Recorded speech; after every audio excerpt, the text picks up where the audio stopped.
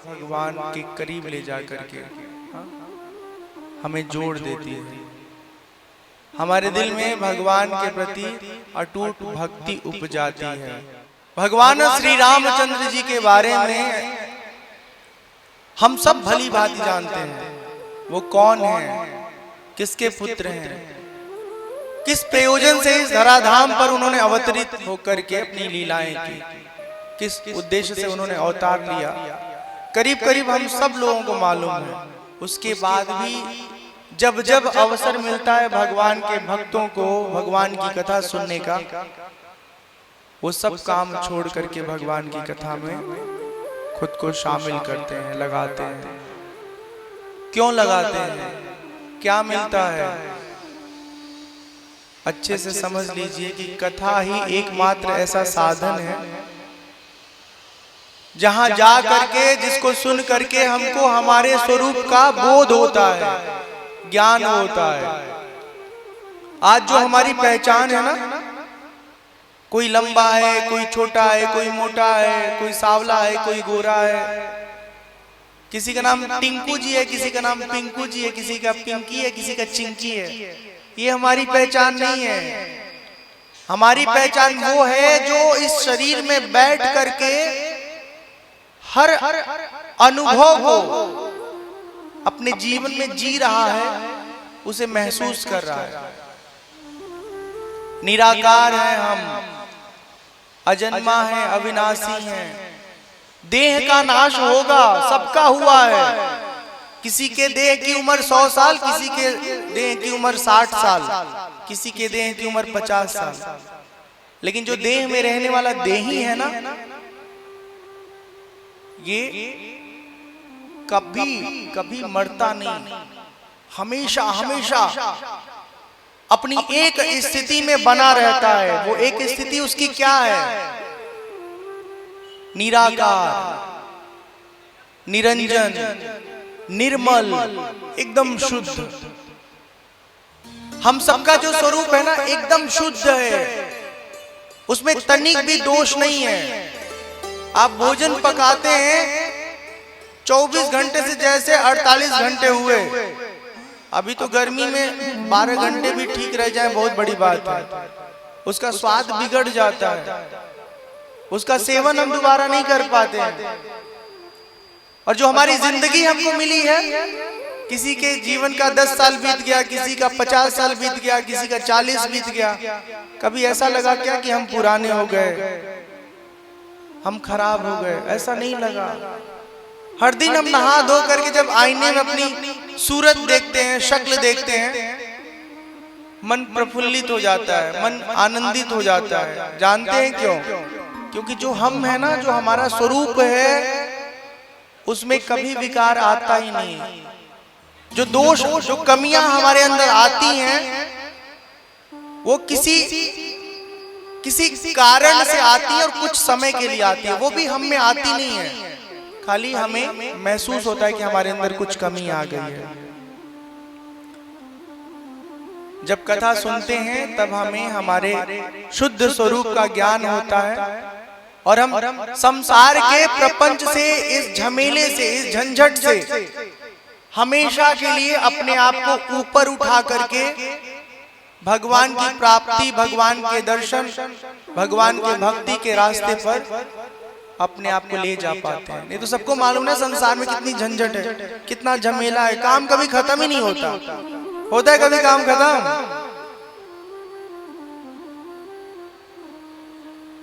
काम कभी खत्म नहीं होगा। जो जिम्मेदारी है उसका निर्वाह करते हुए,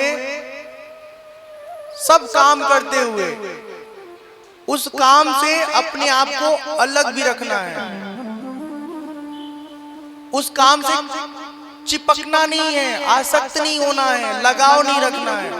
पर जो अपना काम है अच्छे से कर दीजिए, और जो लगाव है हमारे भीतर, वो सिर्फ और सिर्फ परमात्मा के साथ बने। इस उद्देश्य से जिंदगी जीते रहे, भगवान की शरण में रहे, भगवान की भक्ति करें, भगवान की कथा सुने। ये कथा कहां से मिलेगा? ये ज्ञान, ये समझ कहाँ आएगा? निरूपण करते हुए श्री रामचरितमानस में गोस्वामी तुलसीदास जी महाराज बताते हैं, बिनु सत्संग विवेक न होई, बिनु सत्संग विवेक न होई, बिनु सत्संग विवेक न होई, राम कृपा बिनु सुलभ न सोई, राम कृपा बिनु सुलभ न सोई, सतसंगत मुदा मंगल मूला, सतसंगत मुदा मंगल मूला, सोई फल सिद्धि सब साधन फूला, सोई फल सिद्धि सब साधन फूला।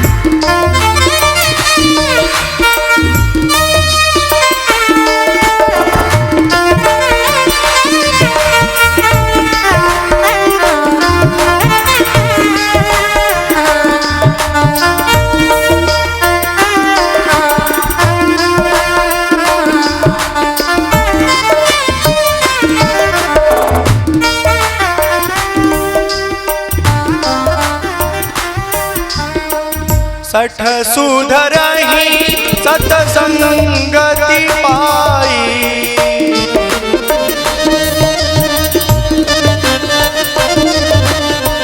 सठ सुधरहि सतसंगति पाई, पारस परास गुणात सुहाई, विधि बस सुजन कुसंगत परई, हनि मनि सम निज गुण अनुसरहि,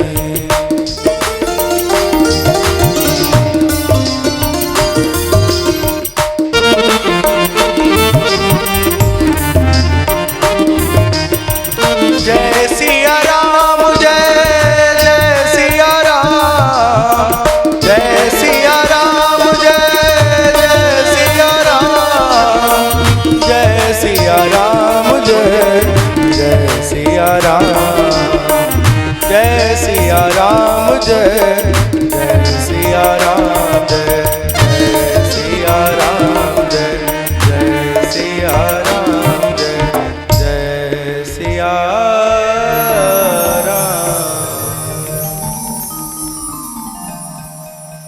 बिनु सत्संग विवेक न होई, और ये जो सत्संग है, राम कृपा बिनु सुलभ न सोई, बिनु सत्संग विवेक न होई। विवेक किसको कहते हैं? कौन सी चीज का नाम विवेक है? जब हम दो रास्ते के बीच खड़े हैं और समझ में ना आए सामान्य स्थिति में कि किधर चला जाए। अब किसी शहर में जाना है तो आप पूछेंगे, लोग आपको पता बता देंगे। पर कई बार जीवन में ऐसी स्थिति आती है कि गलत और सही दो तरह के ऑप्शन हैं। सही मार्ग पर सही ढंग से जब चलेंगे तो थोड़ा अधिक समय लगेगा आगे बढ़ने में, और गलत रास्ते से आगे बढ़ेंगे तो कई बार ऐसा लगता है कि शॉर्टकट आगे बढ़ जाते हैं, जल्दी आगे बढ़ जाते हैं। ये दोनों विकल्प हमारे सामने हैं, उसके बाद आप कौन सा चुनते हैं? वो जो सही चुनने की शक्ति है ना, उस शक्ति का नाम है विवेक। जिस व्यक्ति के जीवन में विवेक ठीक ठीक रहता है वो कभी भी अधर्म के रास्ते पर अपना कदम नहीं बढ़ाता है, कभी किसी बुरे कार्य में अपने आप को नहीं लगाता है। अधर्म क्या है, बुरा काम क्या है? जिस काम से हमारे अलावा अन्य कई लोगों को कष्ट पहुंचे, दुख पहुंचे, पीड़ा पहुंचे, वो काम बुरा है। जिस कार्य को करने से हमारे जीवन में हमारा पतन हो वो अधर्म है। धर्म के बारे में बताया गया है, धारयति इति धर्म। जिन बातों को जीवन में उतारने से जीवन अच्छा होता है, जीवन सुंदर होता है, जीवन सुखद होता है, उसको धर्म कहा गया है। धर्म का मतलब ये नहीं है कि माथे पे खूब बड़ा बड़ा तिलक लगा दिया, गले में माला पहन दिया, सुबह 4 बजे उठ के 4 लोटा जल चढ़ा दिए और बाकी दुकान पे गए, अस्पताल पे गए, अपने अस्पताल पे तो ग्राहक का गला काट रहे हैं। उसको धर्म नहीं कहते हैं, उसको ढोंग कहते हैं। यहाँ पर कहा गया है कि जब सत्संग हम करते हैं, संत लोगों का साथ करते हैं, कथा सुनते हैं, तो हमको विवेक की प्राप्ति होती है। अभी आगे के क्रम में अगले 7 दिनों तक हम कथा सुनेंगे, समझेंगे, बहुत कुछ सीखेंगे, जानेंगे। और ये सत्संग भगवान की जब बहुत कृपा होती है तब हमारे जीवन में प्रकट होता है, उपलब्ध होता है। सत्संग से हमारी मति अच्छी होती है। आप लोग अच्छे से इस बात को समझ लीजिए कि दुनिया में कोई ऐसी शक्ति नहीं है कि ऐसे आंख बंद किया, ऐसे मारा और आप सावले से गोरे हो गए, दुबले से मोटे हो गए, बीमारी खत्म हो गई। ऐसा कोई मंत्र वंत्र नहीं बना है, ठीक है। हाँ, ये जरूर है कि कोई भगवान से प्रार्थना करेगा, भगवान की कृपा उसको मिल जाएगी, तो उस बीमारी से, उस संकट से, उस कष्ट से परमात्मा उसे दूर कर देंगे। हाँ? लेकिन ऐसा नहीं, कोई साधन है, कोई ऐसा तकनीक नहीं है, तरीका कोई ऐसा नहीं है कि एक मंत्र मारे, आपके खेत में पानी नहीं है तो सब पानी पानी हो जाए, खेत की सिंचाई हो जाए।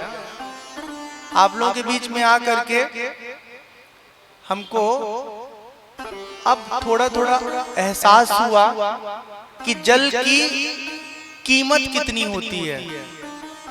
एक एक बूंद आप कैसे बचाते हैं, उसको कैसे संभाल के रखते हैं। जहां जल है वहां कई बार देखा जाता है उसकी वैल्यू, उसका कीमत लोग नहीं समझते हैं। मोटर चल रहा है, पानी बह रहा है, उसी से गाड़ी धो रहे हैं, इधर उधर पानी बिखेर रहे हैं।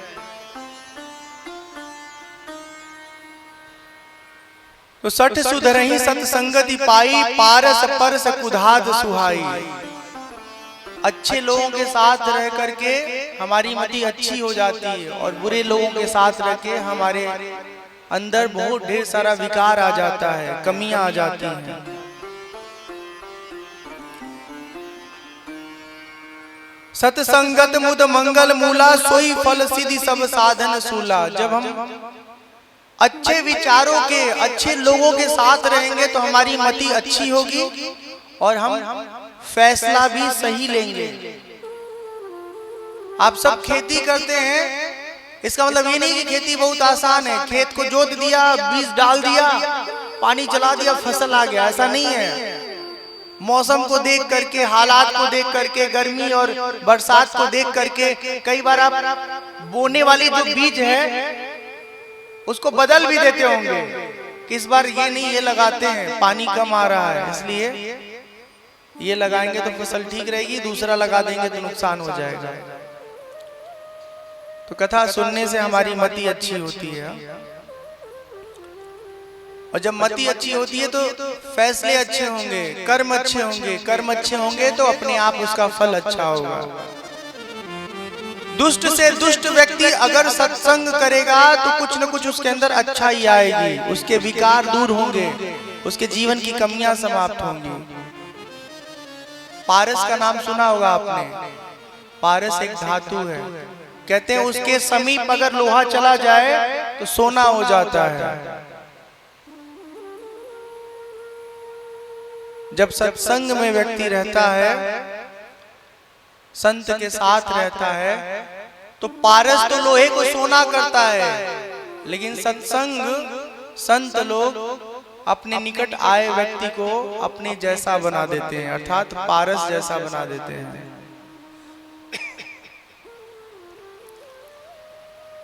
ये अवसर हम सबके जीवन में आज उत्पन्न हुआ है, इसका खूब लाभ उठाएं, अपने जीवन को सफल करें, सार्थक करें।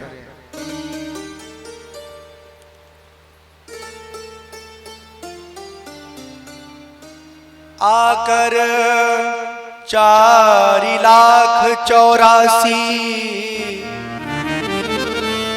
जाति जीव जल थल नभवासी। 84 लाख योनियों की बात बताई जाती है। सबको देखना, सबके बारे में जानना अत्यंत कठिन है, असंभव सा है। हम सबका जन्म हुआ है, न जाने कितनी बार इससे पहले जन्म हो चुका है।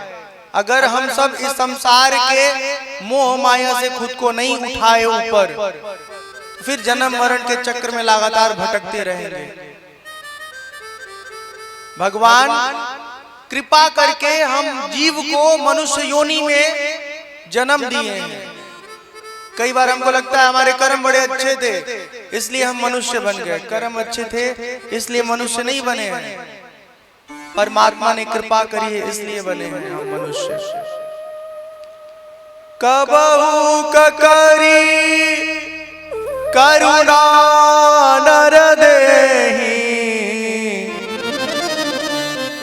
देत इस बिनु हे तु सनेहि, देत इस बिनु हे तु सनेहि। कबहू करी करुणा नर देहि, परमात्मा ने कृपा करके किसी स्वार्थ से नहीं, हमारे कल्याण की चाहत रखते हुए, भगवान भी चाहते कि जन्म मरण के चक्र में कब तक जीव भटकेगा, तो उसको एक अवसर देते हैं। वो अवसर हमको मनुष्य के योनि में भेज करके परमात्मा ने मनुष्य बना करके हमको अवसर दिया है। देखिए गौ मैया है, आपके घर में रहने वाली जो भैंसिया है, बकरी है, मुर्गी है, उन सब के पास विवेक नहीं है कि कैसे रहे, क्या करें क्या ना करें। वो आपस में बात तो करती होंगी, लेकिन अपना दुख अगर हमको बताना चाहे तो हमें कैसे समझ में आएगा, नहीं समझ पाते हम लोग। ये अलग बात है, अंदाज लगा करके हम सब बात जान लेते हैं, उनके पीड़ा को, उनके कष्ट को। लेकिन ये तो सच्चाई है ना कि वो चाहे अपने लिए घर बनाना, नहीं बना सकते। घर बनाती हैं वो लोग, कई बार उनके घर को लोग उजाड़ देते हैं, वो लड़ भी नहीं सकते। हम लोग तो अपना घर भी बना लेते हैं, अपने घर की सुरक्षा भी कर लेते हैं। कितना कुछ अधिकार मिला है हमको मनुष्य योनि में।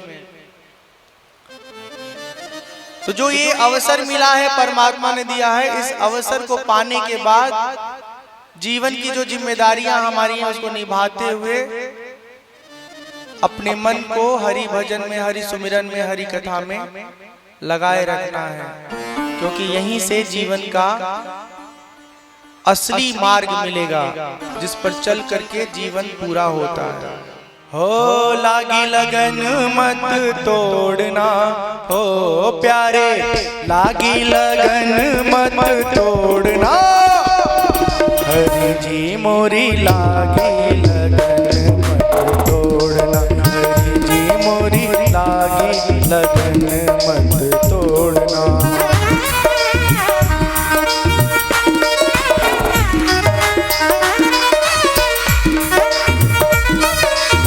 जय हो।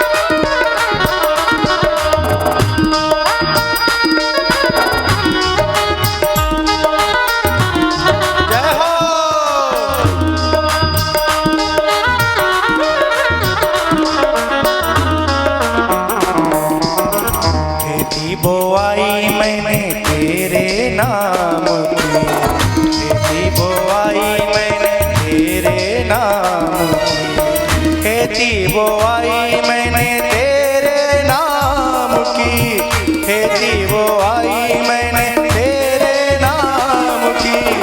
मेरे सहारे मत छोड़ना हो प्यारे, मेरे सहारे मत छोड़ना।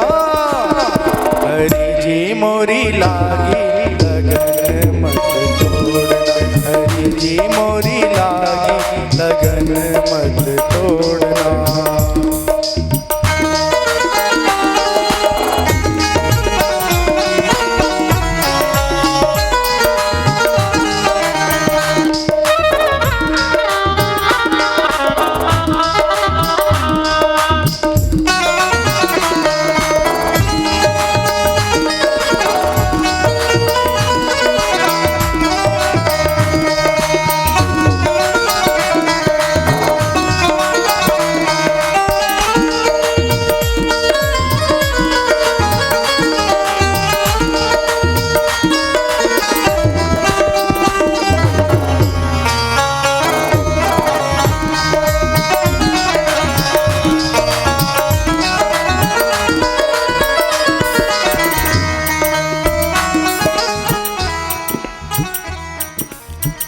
जल है गहरा नाव पुरानी, जल है गहरा नाव पुरानी, जल है गहरा नाव पुरानी, जल है गहरा नाव पुरानी।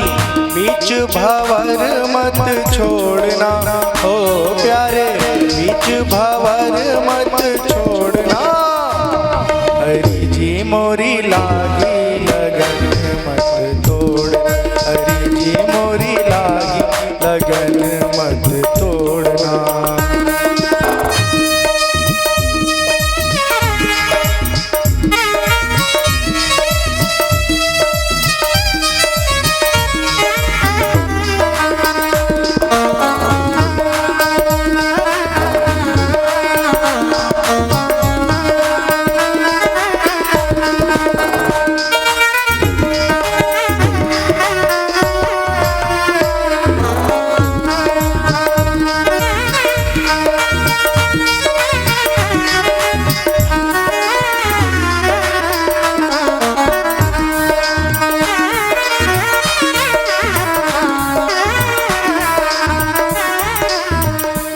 मेरा सेठ है तू ही साहूकार है,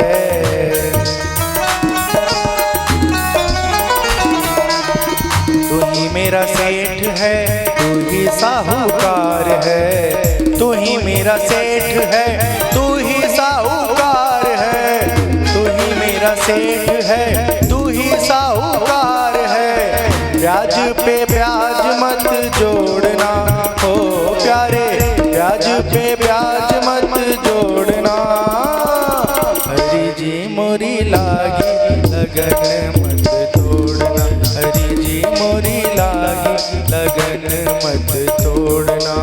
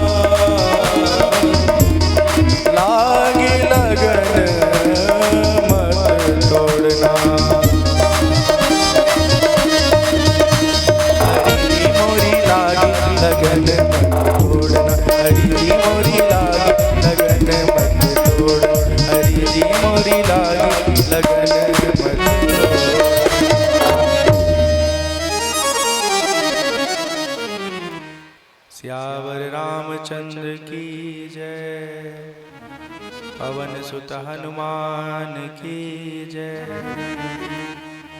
बोलो भाई सब संतन की जय, उमापति महादेव की जय।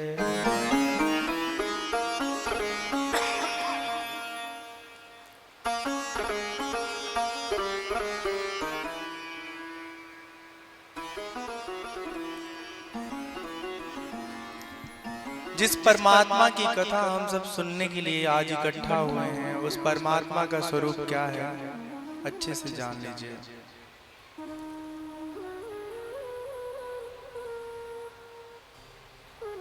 इस सृष्टि को बनाने वाले, हम सबको जीवन देने वाले जो परमपिता परमेश्वर परब्रह्म हैं, वो 3 4 5 6 8 10 15 नहीं है।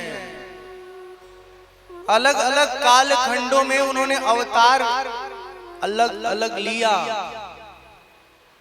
पर उन सब अवतारों में एक ही परब्रह्म हमेशा उपस्थित रहे।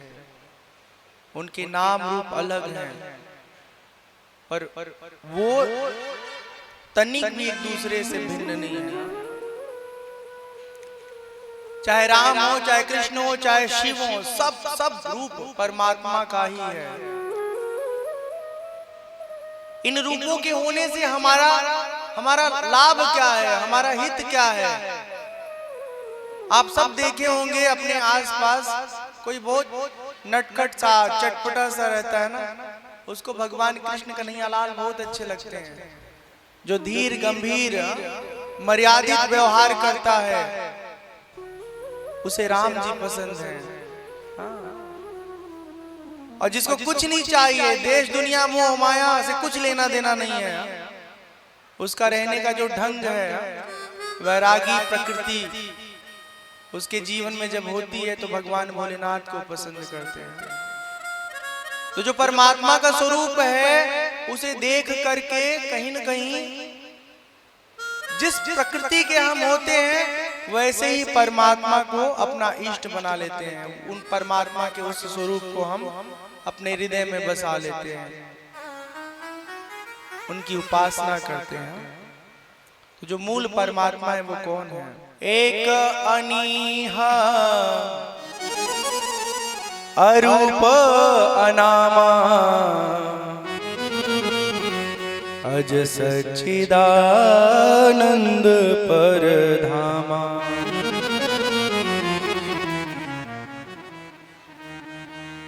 एक अनीहा अरूप अनामा अज सच्चिदानंद परधामा। व्यापक विश्व रूप भगवाना, तेहि धरि देह चरित कृत नाना।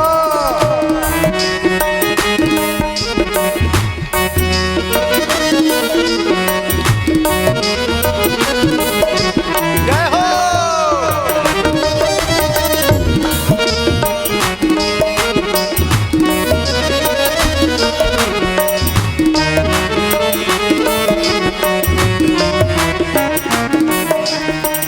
एक अनीह अरूप अनामा अज सच्चिदानंद परधामा।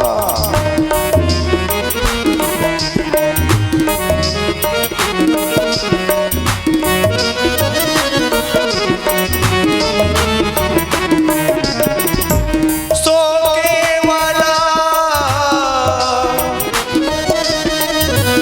भगतन हित लागी,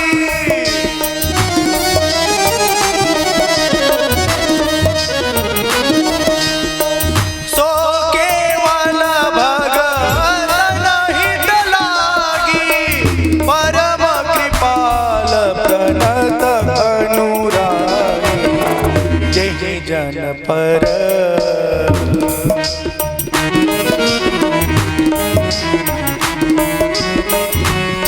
जन पर ममता अति छोहूं, जेहि करुणा करि कीन्हन को।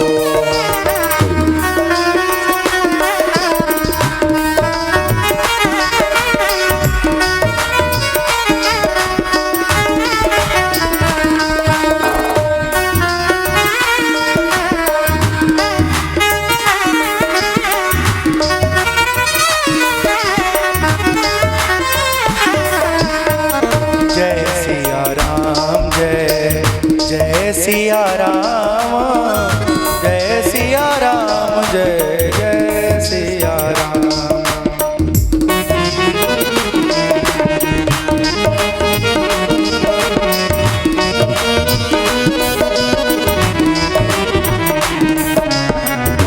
राम राम राम राम राम राम राम राम राम राम राम राम राम।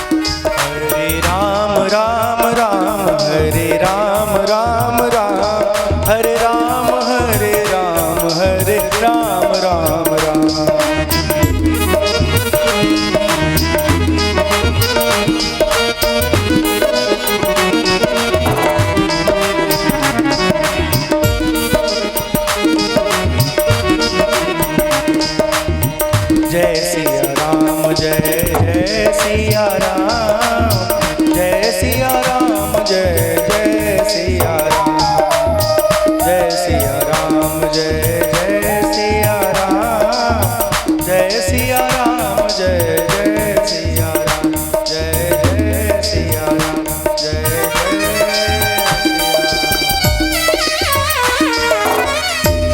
सियावर रामचंद्र की जय, पवन सुत हनुमान की जय।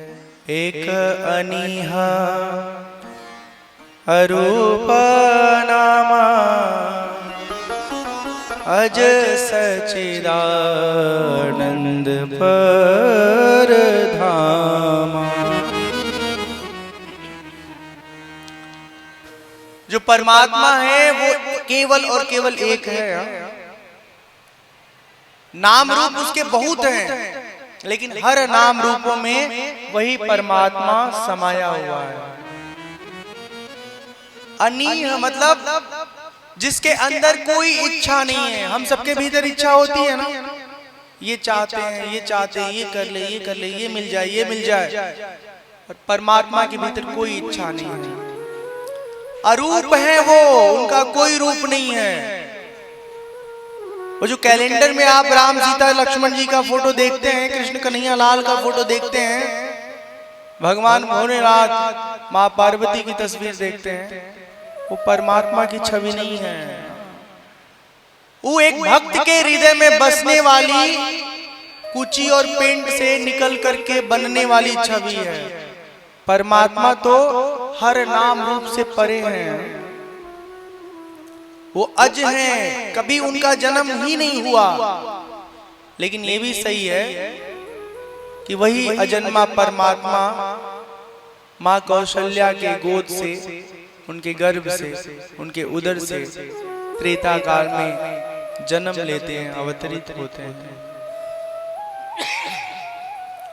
अज सच्चिदानंद पर धामा। परमात्मा सच्चिद आनंद स्वरूप है। ये बात अच्छे से समझ लीजिए। सत, चिद और आनंद।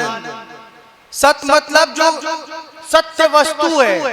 सत्य वस्तु उसे कहते हैं जो कभी बदलता ही ना हो, हमेशा एक जैसा रहता हो। चिद मतलब जो ज्ञान स्वरूप है, और आनंद मतलब आनंद स्वरूप, आनंद से भरा, आनंद से परिपूर्ण। अभी हम संसार में जिन जिन चीजों को देखते हैं ना, वो सब चीजें बदलती हुई नजर आती हैं। अपने शरीर को देखिए, अपने पुराने घर को देखिए, गांव के अंदर लगे पेड़ पौधों को देखिए, गौ मैया को देखिए, उनके बछड़े को देखिए, आंखों से दिखने वाली जो भी चीजें सब बदल रही हैं। बस एक चीज नहीं बदल रही है, पता है क्या? वो है परमात्मा का स्वरूप, और हम आत्मा का स्वरूप। कभी नहीं बदला, हमेशा एक जैसा रहा, नित्य नवीन। बचपन से लेकर जवानी, और कुछ लोग बुढ़ापे में भी आ गए। शरीर का बुढ़ापा होता है, उसके अंदर रहने वाली आत्मा कभी बूढ़ी नहीं होती है। तभी तो दद्दू लोग भी जब नहा धो के बाल वाल ठीक करके निकलते हैं तो पूरा एकदम मौज रहता है। कभी ऐसा लगा क्या कि हम बूढ़े हो गए? ना, सिर्फ ये लगता है कि हमारा शरीर बूढ़ा हो रहा है, हम कभी बूढ़े नहीं हुए। तो जो परमात्मा का स्वरूप है ना, सच्चिदानंद स्वरूप है, वो हमेशा एक रस रहते हैं, ज्ञान स्वरूप है और आनंद स्वरूप है। अभी कुछ बातें गूढ़ हैं, गूढ़। कीर्तन भजन सुना के हम भी चले जाएं, लेकिन अगर खाली कीर्तन ही भजन सुनना था तो किसी गवैया को बुला लेना था। वो आपको 10 भजन 20 भजन सुना के खूब मनोरंजन कर देंगे। हम जो बात बता रहे हैं ना, इसमें से कुछ भी बात अगर दिमाग को समझ में आ गया है ना, तो जीवन का कल्याण हो जाएगा। परमात्मा एक जन्म में नहीं मिलते हैं, कई जन्मों के साधना के बाद परमात्मा का साक्षात्कार होता है, उनसे मिलना होता है। जब हर दिन अपने आप को हम साधते हैं, शुद्ध करते हैं, सुंदर करते हैं, निर्मल करते हैं, तब जाके एक दिन परमात्मा कृपा करते हैं और हमें वो अपना दर्शन देते हैं। वो परमात्मा कैसा है? व्यापक है, विश्व रूप है। व्यापक मतलब संसार के हर वस्तु में समाया हुआ है। अभी बात अगर अच्छे से कोई मान ले, अपने जीवन में बैठा ले, तो जब किसी से व्यवहार करेगा तो उसके मन में बात रहेगी ना, इसके साथ बुरा व्यवहार नहीं करना है, इसके साथ खराब बर्ताव नहीं करना है। क्यों नहीं करना है? क्योंकि इसके अंदर भी तो परमात्मा है। इसको दुख पहुंचाएंगे तो वो हमको दुख होगा, परमात्मा को दुख होगा। तो ज्ञान का मतलब ये होता है कि हमारे व्यवहार में फिर उसका उपयोग होने लगता है।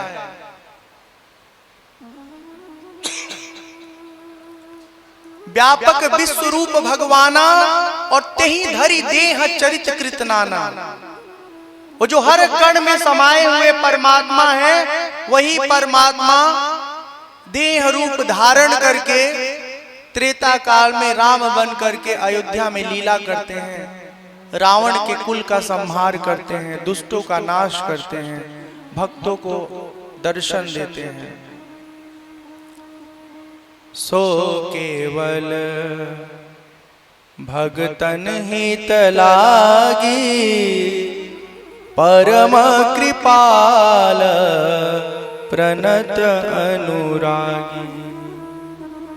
सिर्फ भगवान अपने भक्तों के हित के लिए, उनके हृदय को तृप्त करने के लिए, परमात्मा सिर्फ इसीलिए अवतार लेते हैं। बाकी तो कोई ऐसा काम नहीं है जो उनके लिए कठिन हो या असंभव हो। जहां है वहीं से बैठे बैठे सृष्टि के किसी कोने में कोई भी आवश्यकता है तो परमात्मा उसे पूरी कर सकते हैं।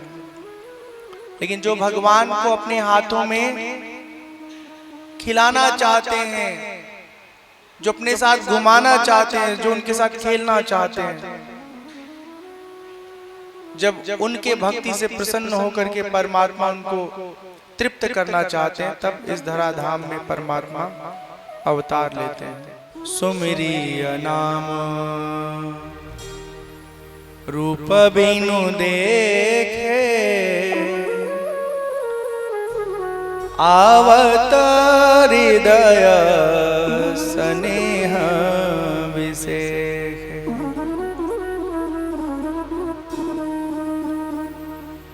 नाम रूप गति अकथा कहानी,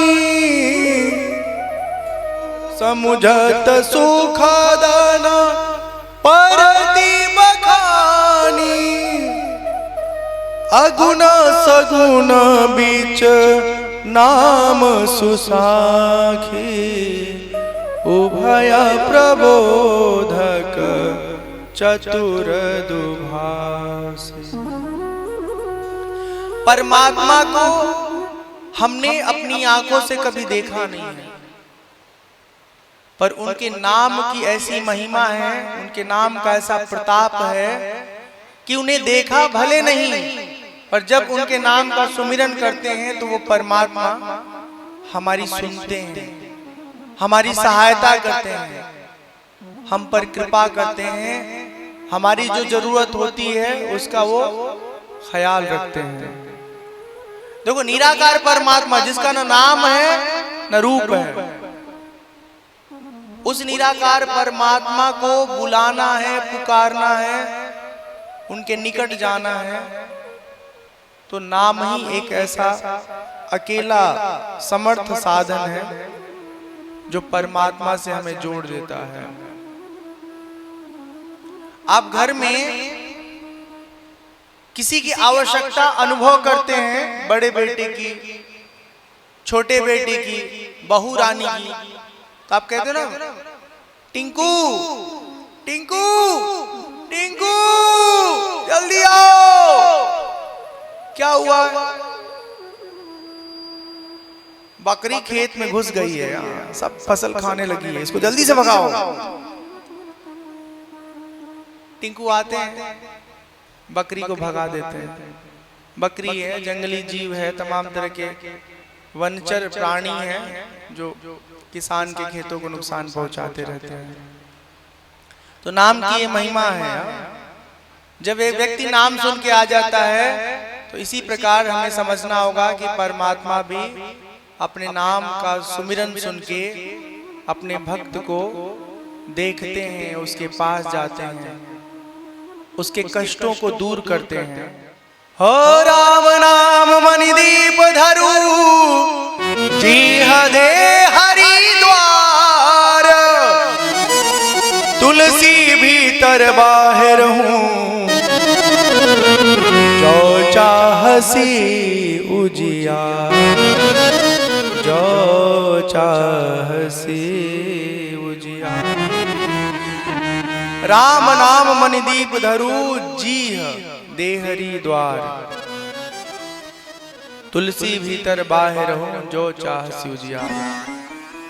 हम सबका जो घर होता है ना, उसमें एक चौखट होता है, चौखट होता है ना, जिसमें दरवाजे लगे होते ना। अब तो बहुत कुछ हमारे पास हो गया है, लेकिन आज के 20-25 साल पहले जब हम जाके अपने दिनों को याद करें तो उस समय बहुत अभाव था। 2 दीपक की जगह 1 दीपक से हम काम निकालते थे। तो एक दीपक प्रज्वलित करके, जला करके उस चौखट पे रख देते थे। उसका फायदा ये होता था कि बाहर भी रोशनी देता था और उसके अंदर वाले कमरे को भी वो प्रकाशित करता था। तो भगवान का जो नाम सुमिरन है ना, वो जब अपने जिह्वा पर रखते हैं तो अंतःकरण, हमारे हृदय को भी शुद्ध करता है नाम सुमिरन, और बाहर परमात्मा से भी हमको मिलाता है, परमात्मा तक हमको पहुंचाता है।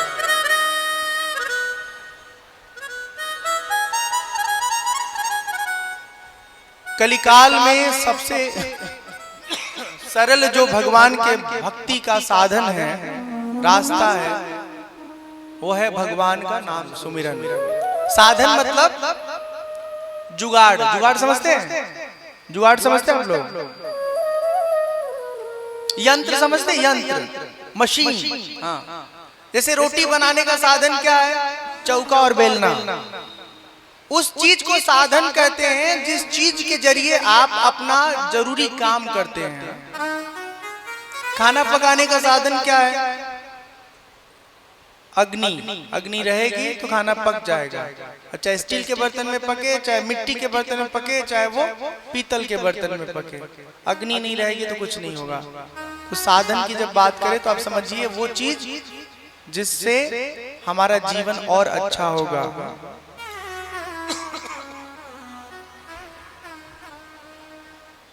नहीं कलि करम न भगति विवेको, नहीं कलि करम न भगति विवेको, राम नाम अवलंबन एको।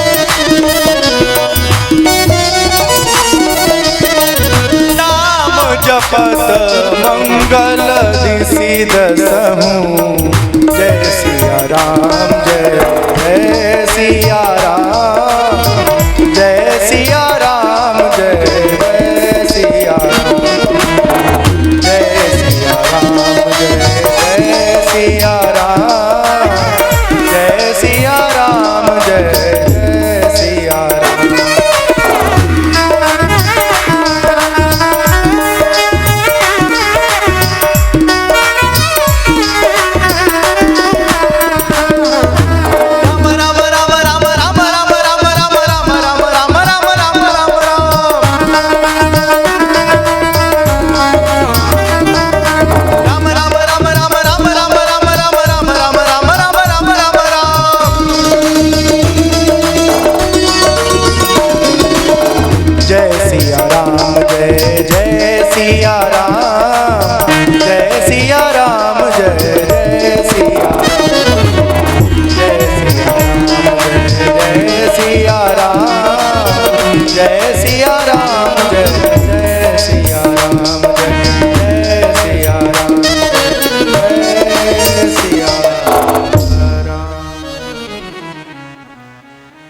सियावर रामचंद्र की जय, पवन सुत हनुमान की जय। नहीं कलि करमन भगति विवेकु, राम नाम अवलंबन एकु। कलिकाल में भगवान को पाने का, भगवान से जुड़ने का सिर्फ और सिर्फ एक सबसे सरल और समर्थ साधन है, वो है परमात्मा के नाम का सुमिरन।